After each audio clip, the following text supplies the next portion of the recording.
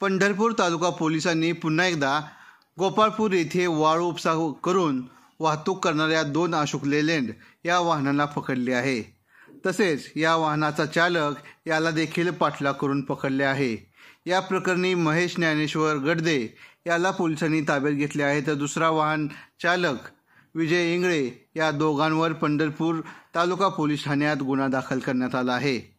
पंढरपूर तालुक्यातील गोपाळपूर, अजनसोन, कवठळी, शिरडोन या परिसरात गेल्या काही दिवसापासून वाळू उपसा हा थांबत नाही। 2 दिवसापूर्वी गोपाळपूर येथील स्वप्नील आसबे याचा टिपर हा पोलिसांनी पकडला होता। असे असताना पुन्हा एकदा गोपाळपुरात वाळू उपसा हा सुरू होता। गोपाळपुरात राजकीय पाठबळ मिळत असल्याने वाळू उपसा हा थांबत नसल्याचे दिसून येत आहे। पोलीस निरीक्षक मुजावर यांनी रात्रीच्या गस्तीवेळी त्यांच्या समवेत असणारे पोलीस उपनिरीक्षक भारत भोसले, ASI तोंडले यांनी गोपाळपूर येथे वाळू उपसा करणारी 2 वाहने ही काल रात्री पकडली आहेत।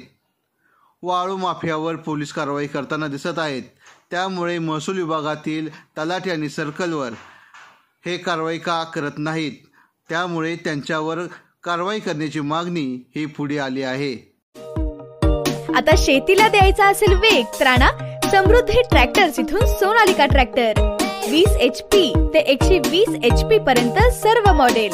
सोनालिका टायगर 55 चे बुकिंग सुरू। आजच बुकिंग करा। सोनालिका हेवी ड्युटी धमाका ऑफर।